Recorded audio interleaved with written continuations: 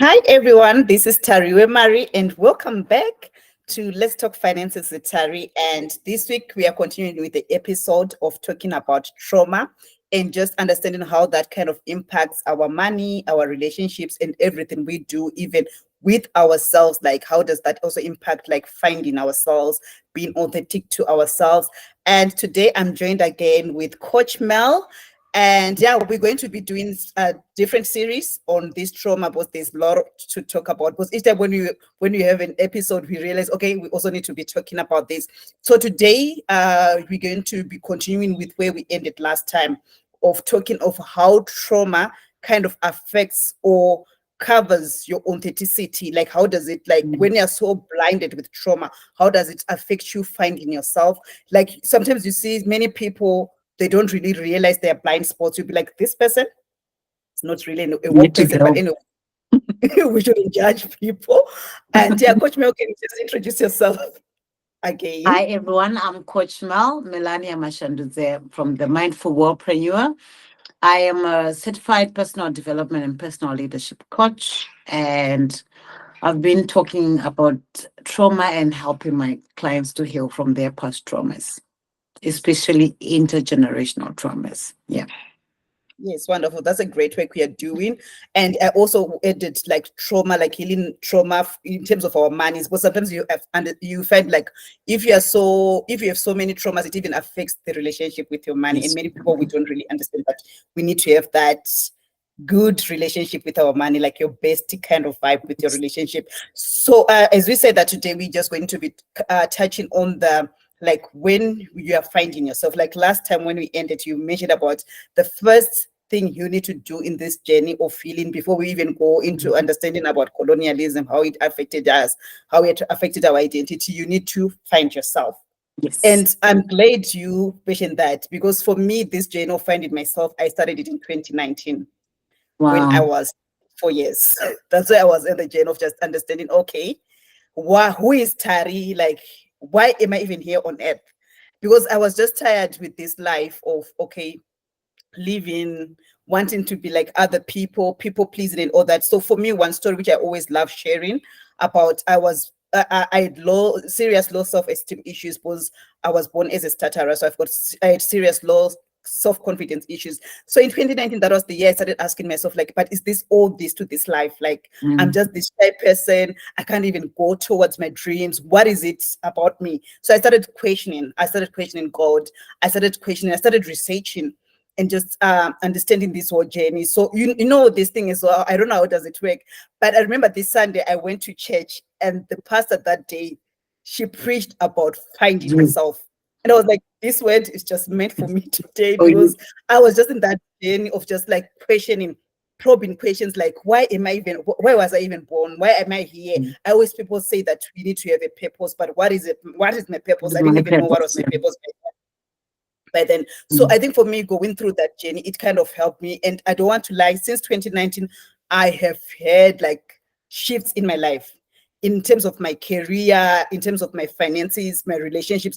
Everything just shifted with me just understanding and being self-aware of my blind spots. All these years I was working with my blind spots. And I always say, now I'm no longer shy about it. Like, back then I was really a bad person, I was really a bad friend. And I always say to my friends who stick to me, like, hey, you guys, you really love me, You're because back strong. then, if I look back, for me then, I, I wouldn't want to associate with that person like now.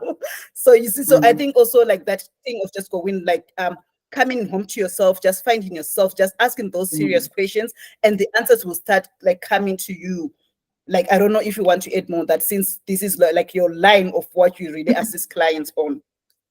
Okay, so for me, mostly, I'm happy for you that you managed to find yourself, you managed to heal yourself, because before you heal yourself, you need to know who you are, who you really are, and you need to accept the weaknesses that you have and to turn them into your stronger points or visions of you. It doesn't matter what you are going through. What matters most is you accepting that, okay, this was me, but what else can I be? Who else can I be? But in finding who else can I be, is that going to be the authentic me? if I was to look at myself in 10, 15, 20 years, will I still be happy to say, that is still me? That is still me. Mm, And I haven't, you know, when you meet people say, oh, she hasn't changed a bit. Like, but that's mostly facial wise. But can they also say the same thing about your character, about who you really are, not yeah. just your facials, right? Just to give you an Mm, example, I've got my brother's ex-wife. We haven't been talking, I think, for like 3, 4 years, and she emigrated to the UK. Not because we're on bad terms, but we just lost communication. So I found on Facebook and I said, "Oh, hey, how are you? What are you doing? Where are you? What?" And then we started chatting on WhatsApp, and she video called me like 2 days ago. And we were so happy, like to reconnect, to just catch up. And she said, you haven't changed anything. You are still the same person. You still talk the same. You still care. You still like want to know what's happening in people's life, how you can help. And because I love helping. Like I like helping people. And if I that's why I always say, even when I'm posting on my Facebook, like if I don't help you to change anything, like just anything, whether it's your body, whether it's doing gardening, whether it's loving yourself, then we shouldn't be friends, because it means um I'm not being the real me to you. All right. yes.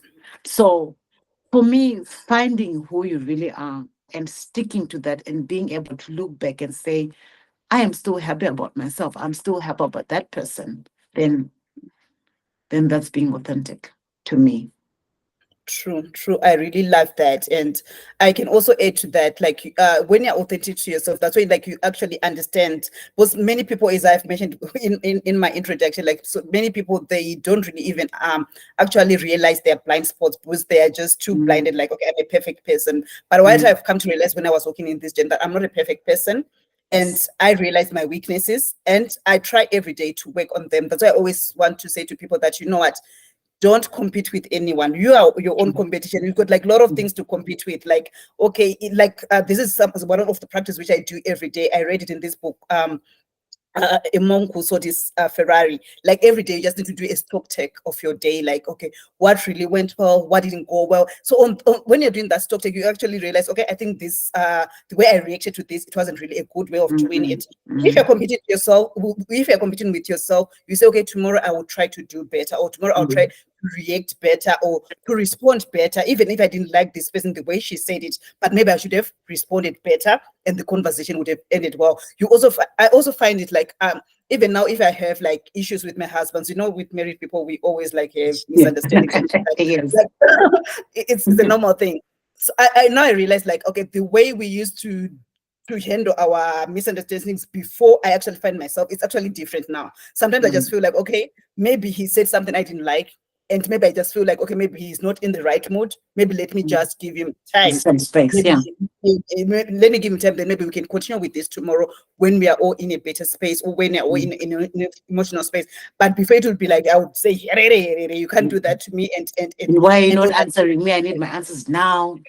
That kind of thing. So I think also when you start when you have that self-awareness, when you're authentic to yourself, you can actually say, okay, I think this is a blind spot. I think Mm, this I can actually do better. And you can also realize your strengths. Like with me now, I also like work on my strengths. Like when I, as I mentioned in the first episode we did, like when I was going through our history, like I realized like many people in my generation, they were so gifted to use their hands, and now I tap into that because that's a gift. Like I'm a very creative person. I love making dresses for myself and wearing them. I love writing. Like I love anything to do with creative. I love making hair. I didn't really understand it because at school I used to make people hair, and I remember when I first mm, relocated here in South Africa, my first job I used to earn 1,000 rand, and it was not enough. What made me to survive in those years, it was making people's hair.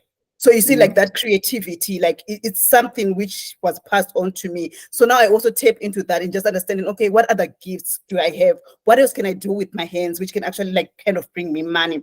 And what I also wanted to add on, like when you mentioned about loving yourself. So as I mentioned that when I started this journey, the other thing which I started learning was to love myself. Because Mm. before I was that people pleasing person, I used like to feel like, okay, maybe I need to buy someone gifts for them to be my friend. Not understand that if people want you and if you are like aligned to that person, you can still be friends without like buying them. But Yes. if you buy them, if they don't want to be playing with you, or if you're not aligned, that friendship is not gonna work. So I think Mm. also this journey of just loving yourself, appreciating yourself as you are. Like with me, I think the other thing which maybe today you might not even hear a starter for me is because I accepted myself that, you know what, I'm a starter. That's how I was born. That's how God Mm. created me. He has his own reasons, which I don't know why, but I get to accept that, you know what, I'm a starter. That's who I am. And I just need to embrace it and accept it. And the moment when I started embracing it and accepting it, even talking made me what was a bit easier. I remember there was a time where I was even shy to record myself or shy to talk in front of people. But when I continued doing it, practicing it, I felt like, okay, it's not becoming a second nature for me. And sometimes I can even say, oh, I actually Wow. take conversation without even stuttering. You see? Yeah. So I think it also goes back like just loving yourself. I think many people, Mm. and I always also blame, we said we should not blame, but let me just use the word Yes. blame because I can't think of another English. I also blame the way we are groomed, especially in our cultures, in the Zimbabwean culture. The girl child, she's groomed, Kuti. If you're married, you have to do this for your husband. You have to do this. There's no, even on those kitchen parties, there's no one way they say, like, you also need to have time for yourself. It's always Oneself. about Yes. do this for this. So we are kind of like being groomed to be loving another person and Yes, leaving and not to ourselves forget behind, which I ourselves. Yeah. and we kind of Mm. forget ourselves in that. So for me, I think it's something which our elders need to relearn from. Like for me, like what I teach my children now, especially my daughter, is you need to love yourself because you can't pour from an empty cup. If I don't have Mm. any love, what am I gonna be pouring out? It's hatred, of course. So I Mm. don't really understand how they got this thing like everything is husband, husband, husband. Yes, they must give us the husband advice, but also give us advice for ourselves as well. Actually, on that one, I read this about Frederick Douglass. He said, it's easier to build strong children than to fix a broken man. Like when you were talking about loving your daughter, I show my kids the love that I know I never received. That's why for me, talking about intergenerational trauma is very important because it has helped me to realize certain things that I never got. And if I had received them as a child, I would be a different Mm, person. That's why I said, cut it, build a new generation starting from you. So for me, I've learned to love my daughters. They've got their weaknesses. I still show them. I would rather buy books and read to them and ask them, what have you learned? Like today, I bought two books. One was to talk about it's okay to make mistakes. I forgot the name. yes. I'll tell you the name next time. It's okay to make mistakes. There was this little elephant who tried to help his brother, his sister, and his mom. And he kept making mistakes, breaking his mother's chain, blowing the leaf that the sister was painting. But the family still showed him love. They still, so the Mm, point was, it's okay to make mistakes. But for us, mm, like you were saying, we as women mostly, we were just going to say, do this, do this, do this. Even if you make a mistake, you are the one who end up apologizing. Like yes. if someone else does something wrong to you, you will still apologize because you think you're the one who was wrong. We blame ourselves. Like we say, we blame ourselves. But what if we say, okay, hang on, I want to love myself. Because how else am I going to love my kids if I don't love myself? How else am I going to love my partner if I Mm, don't love myself? But for you to actually start in loving yourself, you need to find yourself. You need to find that deep inner voice that tells you what exactly does it mean to be you, your wholeness, you, your authentic mm, yourself, your like what is it like whatever that defines your values and beliefs must come from deep within you. It's like when you're dating and then you realize that you actually don't know this person. But how do you know that you actually don't know this person? It's coming from the values and the beliefs that you know or expect this person should be doing this or should believe in this. But you only know those true values and true beliefs if you know yourself.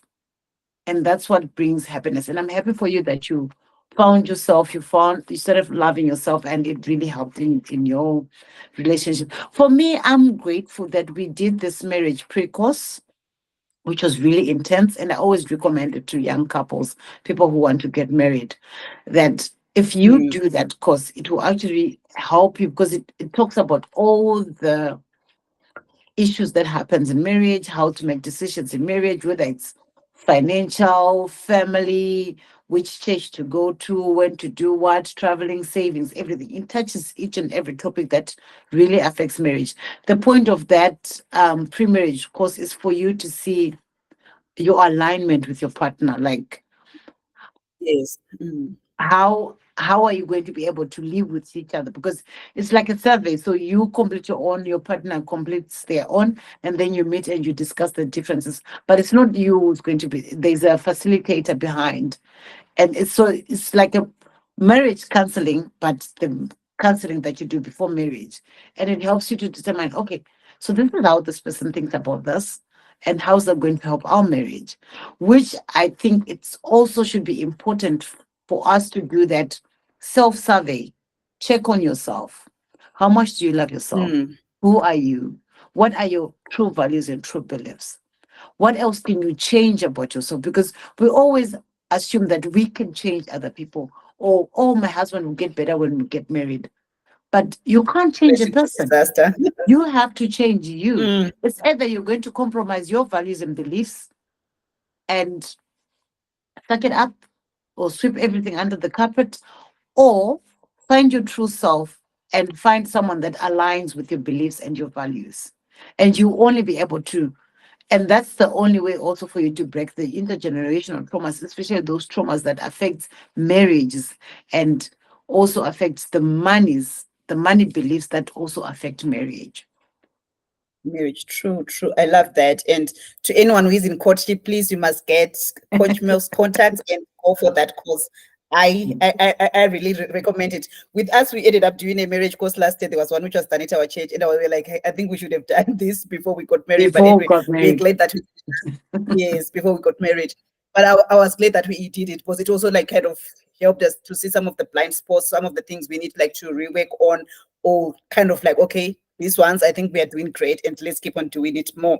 And I just want to add more on what you spoke about, the values and beliefs. What I find with many people and most of my clients, sometimes people, they don't really understand what is their value. What is their values? What is their true values? What are their true beliefs? Because I think, especially with the societal norms, many people will just go with the trends. Like some people, they're just like following the trends and all that, but they don't really understand your values. And you find like it's so easy to get swayed over and be moved like wind if you don't really understand your values as a person, which goes back to that self-awareness and finding yourself. Because the moment you find yourself, you kind of say, okay, these are my values. So even if Mm. trends come, because trends, they do come and You go, fashion still. comes in and go, and Mm. you, if you understand your values, like, okay, these are my values, you can still say, okay, I'm not going to be swayed by anything, because I go by these values and all that. So for me, I think going through that self-awareness exercise really kind of helped me and say, okay, you know what, these are my values, and this is what I should like really kind of stay on. Both, this is what kind of like now I understand what activities makes me happy, what activities drains my energy, and now I can even sense energies. Like sometimes you talk to someone and you just say, okay, this person just energy drainer, and I don't want to Mm. associate with them. And for me, I always say, like, not everyone is your client, but sometimes in Yes. this, like, especially in our coaching business, sometimes we are so in need of money, we are so in desperation of money, that we end up taking clients we know for sure that we are not aligned with. So with me, what I've even always done, but I think now it also comes because of that self-awareness and me Mm. understanding my values. Like if I have that strategy call, that first call which I have with the client, I can actually sense like, no, this client I can't work with. If I Yes. sense that, I'm happy to cut the call and say, you know what, I am feeling we are not aligned, because you can actually Mm. sense it. We are so gifted to sense that. We've got that willpower to sense like, okay, these energies are not really aligned. So I think Mm. it also goes back to like when you're understanding your when you understand yourself, you understand your values, and you know that, okay, not everyone is your client, not all the money is supposed to be coming to you, Mhm. right? And the money is supposed to be coming to you, it will come, and It the will clients which come. are aligned to you, you can actually You can actually I feel them. agree. Like the moment you start having a conversation, you can actually feel like, okay, I think we are connected, we are aligned, Mm. and this person I can actually work with. But now I just wanted to address that person who said, okay, I don't really know where to start. Like, okay, maybe I'm now in this journey of finding myself, and I'm actually picking like, okay, I've got these traumas, but I don't know how to kind of start healing that journey. How does it work? So I just wanted to start with talking about like the emotional release, because the moment when you Mm. start realizing, finding yourself, you can actually say like, okay, I think my inner child is wounded. So with me, when I started doing this work, I realized that I've got a lot of inner child wound, because the other issue which came up with me was like the father wound. Like my dad was there, but emotionally he wasn't there.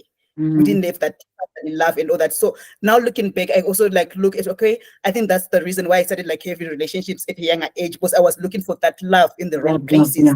that kind Mm. of thing. So that's the thing I started working on and healing myself and saying, you know what, okay, even if my dad was showing up, like paying our school fees, doing all that, Mm. but he was never there to father me as a father. I don't even know what fatherly love is, because he wasn't there.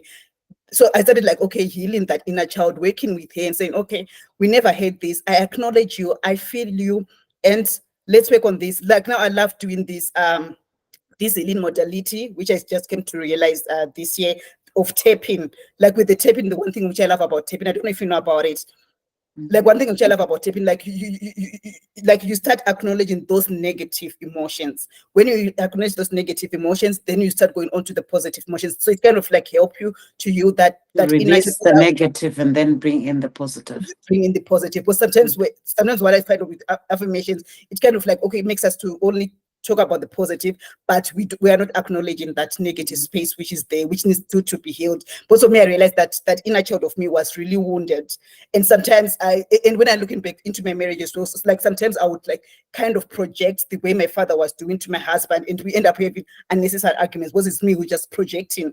You see, sometimes people we end up like not understanding other people because of our own projections or Yes. our own fears. So I Mm. just want us to talk about that. Like, okay, when we are now understand ourselves, how do we go through that journey of healing ourselves? What healing modalities can we do just to heal this trauma? Okay. So actually, just to go back to what you experienced as a child, I also experienced the same thing.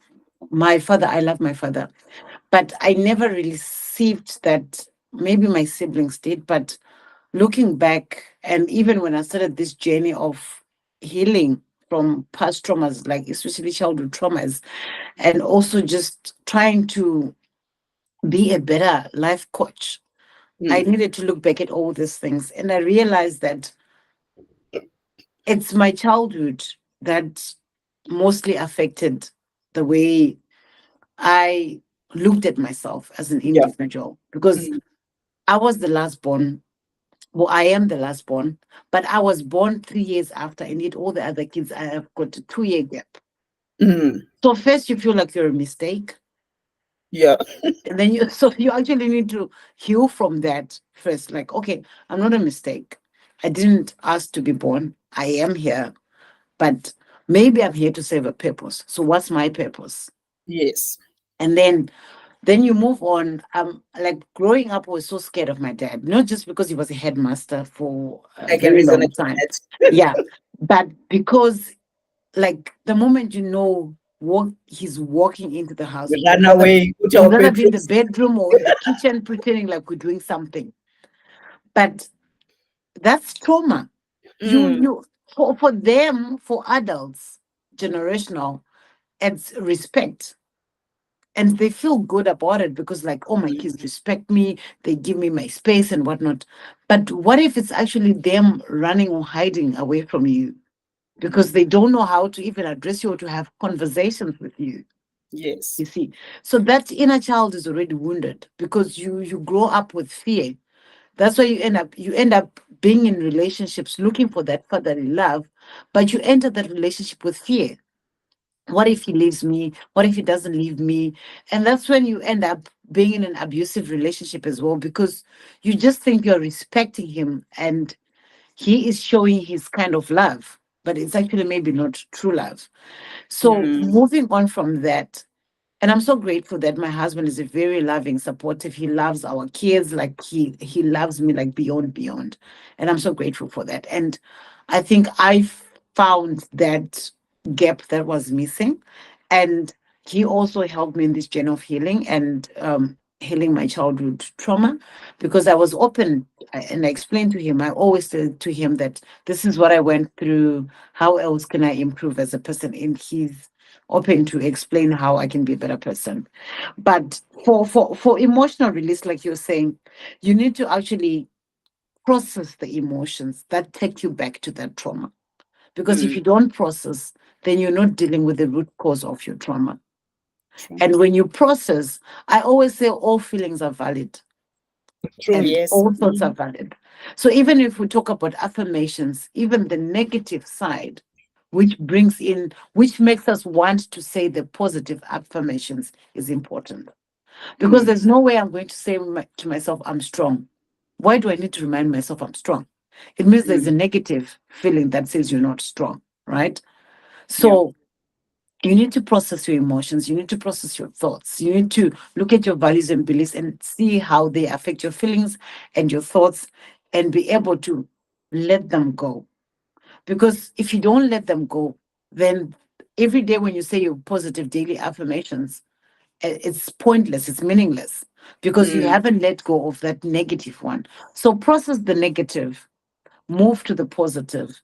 And when you process, press, release, and let go, and then bring in. Because the moment you process, press, and release, that's when you bring in the real you. That's what Yes. I think. Yeah. Okay, and I love that process, press, and release, PPR. So yeah, that's like you need to process, press, and release. And for me, I always say like your story with your dad also kind of resonates with me as well. But for me, Mhm. when I was going through this journey, I kind of also forgiven him, because what I came to realize that he didn't have the capacity to love us. Because as I've mentioned in our first podcast, that my grandfather had 7 wives. So imagine the 7 wives. Yes. He also didn't know like what is You fatherly didn't love. know He how didn't to know it. love. Both the way they grew up, it was survival of the fittest. I don't want to Yeah. be lying. Both each wife they were competing. So you find like our family is a very big family. Both each wife would have 7 children, 9 children, 10 children. So there was no like that fatherly attention there. So where was that love going to be coming from? As I mentioned, that you can't pour from an empty cup. So I think also just understanding and like when you understand those wounds, you also need to forgive. And then when you forgive the people, you feel like, okay, where the wounds are really coming, work on it. And as Coach Mel have said, press, PPR. We said press what? Process, press, and release. Oh yes, process, press, and release. PPR. Mm. Process, press, and release, and start working on that journey. Because the moment you don't let it go, to be honest, it will continue wanting you, and you still continue making the same mistakes. I always say, okay, it's good to make mistakes, as you have said. It's good to make mistakes, but you can't continue making the same mistakes 1,000 times. No. Right. So once you make your mistakes, you need to learn from those mistakes and look at ways you can actually do better. And when you're in that authenticity space, you need to understand your mistakes, learn from them, and not just to say, this is how I am. The other people will just say, Mm. this is Yes, how I this is am. how I am. This is how I talk to people. Nothing has worked, or nothing, or not. No one will change me. You see, so you need also to just kind of be like, I think you need to go to that space of just okay, realizing and being authentic and honest with yourself. Because many people we lack that thing of being honest with ourselves, because we just feel like, okay, this is the way I am, and you can't be the way you are if you're hating other people, or if you continue projecting your fears to other people. That won't work. And if you're in the space of healing your traumas, you need to let go. You need to be honest with yourself. You need to be very authentic. You need to be self-aware. So I think we can just kind of close off for today, and we continue on our next podcast. So I don't know if you have any last words you want to leave our audience with. Okay. Yes. So after processing, pressing, and releasing, which is letting go, I think it's also important to just try and, like, when you let go, you, like I said, that's when you find yourself. Meaning you are now reconnecting with yourself, finding your true authentic self, right? In that space, you need to create boundaries as well, because you don't want, I'm not saying ignore and cut off the past like it's an immediate cut off and I'm not looking back. Yes, you will look back of course, you think about the Mm. past, you think about, like, even now, we're still talking about our childhood traumas, right? But there is a boundary that you need to set to say, I can think about this up to this point.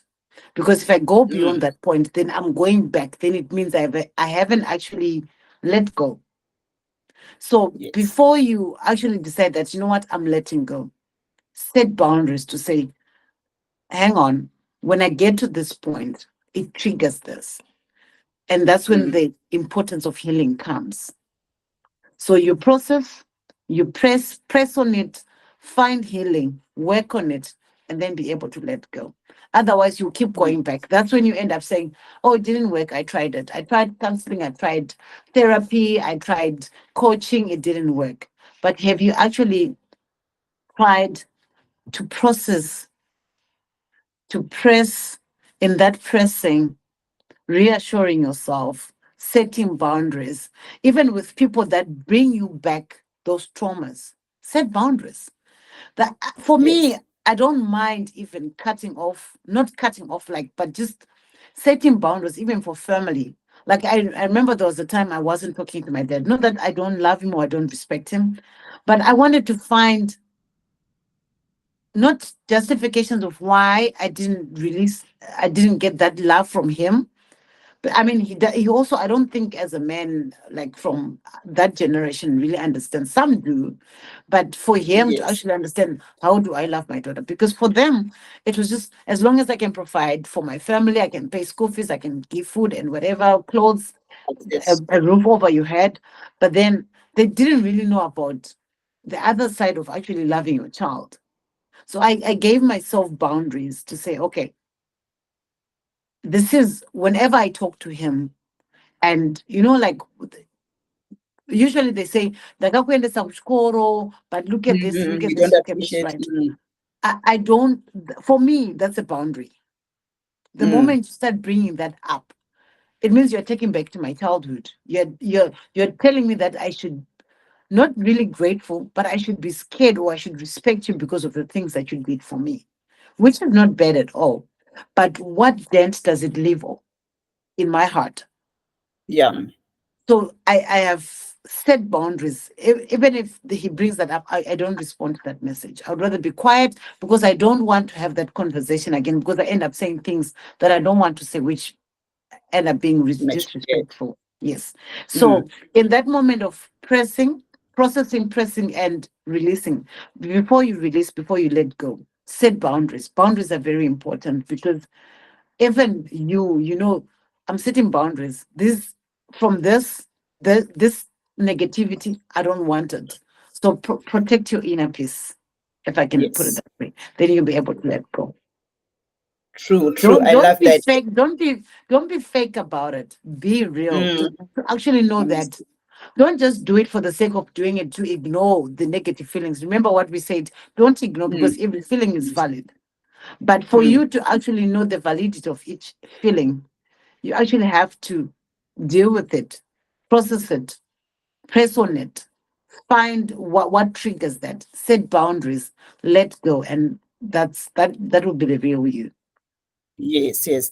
And I just wanted to add on that what you mentioned about the triggers. Like sometimes also just to have like a journaling of just noting down your what triggers you. That's what's also I started like exercising on when I started Mm, like my healing journey. Because like sometimes we are so unaware of some of the triggers, but the more you go on this journey, you start saying, okay, this thing triggers me. And you kind mm, of also go deeper, like why does it still trigger you? Then you find maybe there's a childhood memory around that scenario of what had happened. Then it can also help you to you on that. But I think our next topic, let's talk about setting boundaries, because I think that's also a huge topic. It's a whole topic we can just talk about it. When we're talking about boundaries, we're saying, hey, with our parents, boundaries, with our friendships, with our boundaries, relatives, with yes. our Yes. in-laws, like with our siblings, like there are so much boundaries we need to do. Even if so, when we are doing our decisions with money, we need to set boundaries. So Mm, I think our next topic, you must stay tuned. We'll be talking of how can you set healthy boundaries and how that boundaries. can help you in your healing Heal journey. And from trauma. remember, Yes. yes. And remember that healing is a journey, it's not a Mm, destination. Because yes. sometimes you might feel like, okay, I've healed in this space, and you don't realize maybe there's another trigger which might come somewhere which you haven't realized. So it's a journey. You continue Mhm. working on yourself every day. Like I always say, inner work is an everyday work, and It we is. need not to take it lightly. See what works for you. If affirmations, if tapping, if whatever works for you, go with what works for you. But the Mm. principles still remain the same. And being a healed version is the best thing in your life. Like I don't want to lie, I've been so happy with the way I am today, the way I've been Mm. in the past 6 years. So, Coach Mel, Mm. thank you so much. It was such a pleasure to have you and talking about this. And now You're looking at the welcome. time, looking at the time, I was actually, this is just interesting conversation. So, guys, next time we're talking about boundaries. So please make sure you do click on that notification bell so that you can see when we put our next video. But for now, bye and be blessed. Bye. Thank you.